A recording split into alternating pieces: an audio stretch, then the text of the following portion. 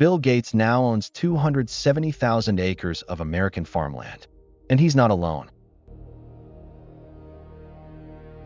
Bill Gates quietly became the largest private farmland owner in the United States, 270,000 acres spread across 19 states. Jeff Bezos owns over 420,000 acres of land, much of it agricultural. Ted Turner holds 2 million acres of ranch land. And it's not just American billionaires. Sovereign wealth funds from Saudi Arabia, China, and the UAE have been buying farmland across 6 continents.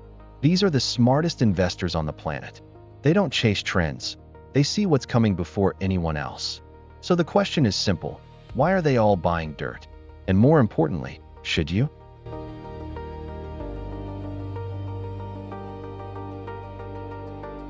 Let's start with the numbers. Bill Gates has spent an estimated $690 million on farmland since 2013 through his investment firm, Cascade Investment. His holdings span 19 states, with the largest concentrations in Louisiana, Arkansas, and Nebraska, prime agricultural regions growing soybeans, corn, and cotton. But Gates isn't farming this land himself. He leases it to local operators, collecting steady rent while the land appreciates. It's the same model that made landlords wealthy for centuries, except instead of apartments, it's 1,000-acre crop fields. Quick tip: when billionaires buy farmland, they almost never farm it themselves. They lease it out and collect rent. It's passive income at scale. Jeff Bezos, through his various entities, holds over 420,000 acres across Texas, Tennessee, and New Mexico. Some of it supports Blue Origin operations, but a significant portion is pure agricultural and ranch land. Ted Turner, the founder of CNN, owns roughly 2 million acres, making him the second largest private landowner in America. He runs bison ranches on much of it, but the land itself is the real investment. Then there are the sovereign wealth funds. Saudi Arabia's SALIC has acquired farmland in Ukraine, Australia, and Brazil. China's state-backed firms have purchased over 384,000 acres in the U.S. alone, focusing on pork production and grain. The UAE's Aldara holding controls farms across 5 continents. This isn't speculation. This is strategic acquisition of a finite resource by the world's most sophisticated investors.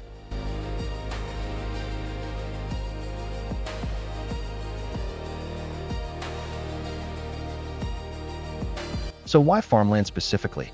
The thesis comes down to 4 fundamental forces. First, population growth. The UN projects the global population will reach 9.7 billion by 2050. That's 2 billion more mouths to feed in just 25 years. The Food and Agriculture Organization estimates food production needs to increase by 60% to meet that demand. More people means more food, means more valuable farmland. Second, they're not making more of it. The total amount of arable land on Earth has been shrinking, not growing. The U.S. loses roughly 2,000 acres of farmland every single day to urban sprawl and development. Between 2001 and 2016, America lost 11 million acres of farmland. That's an area larger than Massachusetts and New Jersey combined. When supply decreases and demand increases, prices go up. Economics 101. Third, inflation hedge. Farmland has historically been one of the strongest inflation hedges available. When the cost of food rises, the value of the land producing that food rises with it. During the high inflation years of 2021 through 2023, U.S. farmland values jumped 25 to 30%. While stocks crashed and bonds got hammered, dirt got more expensive. Fourth, uncorrelated returns. Farmland prices don't move with the stock market. The correlation between farmland returns and S&P 500 returns is just 0.05, essentially zero. That makes it a powerful diversification tool for any portfolio. Quick tip: the inflation hedge angle is the one billionaires care about most. When currency loses value, hard assets like farmland hold purchasing power. It's wealth preservation, not just growth.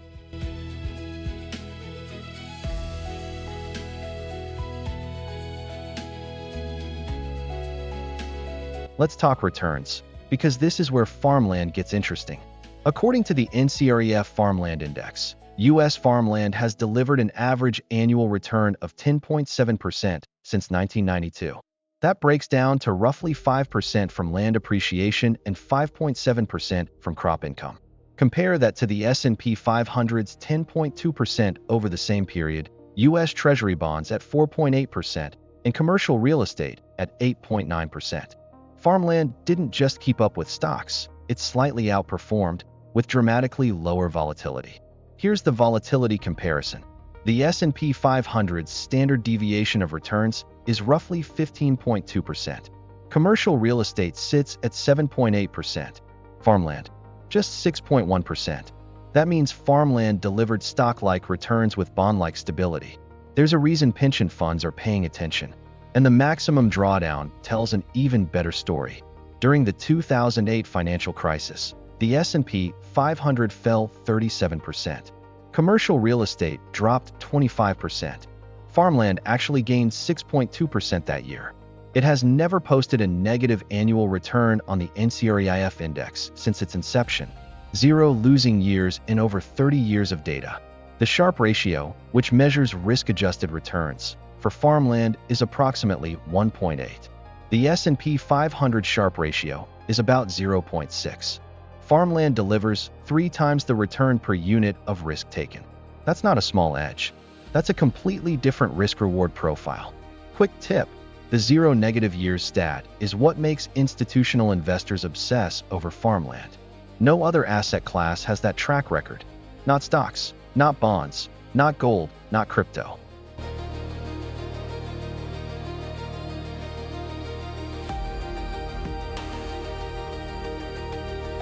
So how does a regular person actually invest in farmland? There are 4 main paths, and each has very different requirements. Option 1, direct ownership. You buy the land yourself. The average price per acre of U.S. farmland is $4,080, according to the USDA's 2024 survey. But that varies wildly by state. Iowa farmland averages $9,350 per acre. Texas averages $2,730. Mississippi averages $3,250. So $100,000 could buy you anywhere from 10 acres in Iowa to 36 acres in Texas. The upside of direct ownership is total control. You choose the land, the tenant, the lease terms. Net rental yields on farmland typically range from 2 to 4% depending on the region and crop type. Add in 5 to 8% annual appreciation in strong agricultural states, and your total return can reach 7 to 12% annually. The downside? It's a liquid, management-intensive, and requires significant due diligence. You need to understand soil quality, water rights, crop history, local market dynamics, and tenant reliability. This isn't like buying an index fund. You're running a real asset business. Option 2, farmland REITs. These are publicly traded companies that own and manage farmland portfolios. The 2 biggest names are Farmland Partners, ticker FPI, and Gladstone Land Corporation, ticker LAND. Farmland Partners owns roughly 185,000 acres across 18 states. Gladstone Land holds about 112,000 acres focused on specialty crops like berries, nuts, and vegetables. Both pay quarterly dividends and trade on the NYSE like any other stock. The advantage is instant liquidity and low minimums. You can buy a single share of FPI for around $11 or land for around $14. You get exposure to farmland returns without buying, managing, or even visiting any actual farm. Dividend yields currently sit around 2.5 to 3.5%. The disadvantage? You lose the pure farmland correlation. REITs trade on the stock market, so they're influenced by broader market sentiment, interest rates, and equity flows. During the 2022 market sell-off, land dropped 28% even though the underlying farmland it held likely appreciated. You're buying the wrapper, not just the asset. Quick tip, if you want farmland exposure in a retirement account like an IRA or 401k, REITs are really your only option. Direct farmland and most crowdfunding platforms don't qualify for tax-advantaged accounts. Option 3, farmland crowdfunding platforms. This is the fastest growing segment. Platforms like AcreTrader, Farm Together, and Harvest Returns let you invest in specific farmland deals starting at $10,000 to $25,000. Here's how it works. The platform identifies a farm, performs due diligence, negotiates the purchase, and then offers fractional ownership to investors. You own a share of the actual land, not a stock, not a fund, but a deed interest in real farmland. AcreTrader reports average annual returns of 11 to 12% across their completed deals, combining rental income and land appreciation at sale. The minimum investment varies. AcreTrader starts at $10,000. Farm Together offers deals starting at $15,000. Harvest Returns has options as low as $5,000. These platforms handle tenant management, crop insurance, and eventual sale. You just collect quarterly distributions and wait for the property to sell, typically in 5 to 10 years. The risk? These are illiquid investments. Once you commit capital, it's locked up until the farm sells. There's no secondary market for most of these. You're also trusting the platform's underwriting and management. This is a young industry. AcreTrader launched in 2018. The track record, while promising, is limited. Option 4. Agriculture ETFs and commodity exposure. This is the most liquid and accessible option, though it's the furthest removed from actual farmland ownership. The Invesco DB Agriculture Fund, ticker DBA, tracks a basket of agricultural commodities including corn, soybeans, wheat, sugar, and coffee. The VanEck Agribusiness ETF, ticker MOO, holds shares in companies like Deere & Company, Corteva Agriscience, and Archer Daniels Midland. These ETFs give you exposure to the agricultural economy without owning any land. The advantage is maximum liquidity. Buy or sell any day the market is open. Expense ratios are low, typically 0.5 to 0.6%, and you get diversification across the entire agricultural supply chain. The disadvantage is significant. You're not actually investing in farmland. DBA tracks commodity futures, which have their own dynamics, including contango and roll costs. MO holds stocks that happen to be in agriculture, but are subject to all the same market forces as any equity. Neither gives you the inflation hedge or uncorrelated returns that actual farmland provides. If the pure farmland thesis is what attracted you, ETFs are a pale substitute.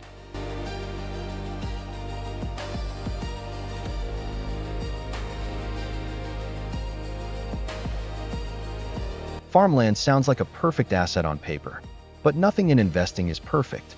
Here are the real risks you need to understand. Liquidity risk. Unlike stocks, you can't sell farmland with a click.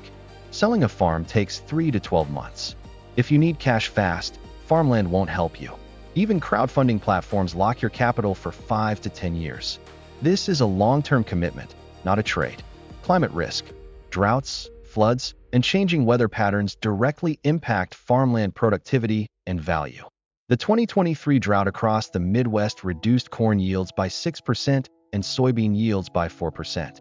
Climate change models project that key agricultural regions will face more frequent extreme weather events.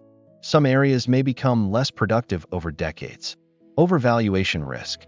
U.S. farmland prices have risen dramatically since 2020, up roughly 30% in many regions. Some analysts argue we're in a farmland bubble driven by low interest rates and speculative buying. If interest rates stay elevated, the cost of financing farmland purchases stays high, which could pressure prices downward. The USDA reported the first year-over-year price decline in certain Corn Belt states in 2025, down 2 to 5% from peak levels. Management risk.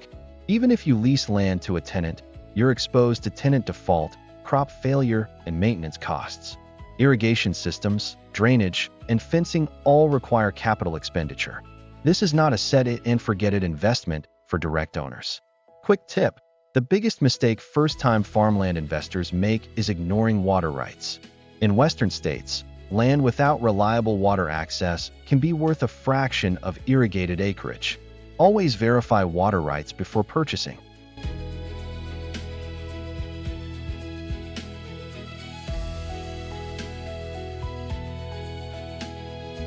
So, should you buy farmland? Here's my honest framework. Farmland makes sense if you have at least a 10-year time horizon. You want an inflation hedge that doesn't correlate with your stock portfolio, and you don't need immediate liquidity. The historical data is compelling. 10.7% average returns with 0 negative years, and a Sharpe ratio, 3 times better than the S&P 500. That's not hype. That's 30 years of audited data. For most people, I'd rank the 4 options like this. If you have under $10,000, start with farmland REITs like FPI or Land. You get instant exposure and full liquidity. If you have $10,000 to $50,000, consider a crowdfunding platform like AcreTrader or Farm Together for a single deal. Higher returns, but locked capital. If you have $50,000 to $200,000, split between 2 to 3 crowdfunding deals across different states and crop types for diversification. If you have over $200,000, consider direct ownership in a strong agricultural state, leased to an experienced operator. The billionaires aren't buying farmland because they're romantic about farming. They're buying it because it's a finite, productive, inflation-protected asset with 30 years of best-in-class risk-adjusted returns. The data says they're right. The question is whether you have the patience and the time horizon to join them. If you found this useful, hit subscribe for more data-driven real estate analysis every week. Which investment method would you choose for farmland? REITs, crowdfunding, or going all in on direct ownership? Drop your pick in the comments. And if you want to see how farmland stacks up against other alternative assets, check out this video next.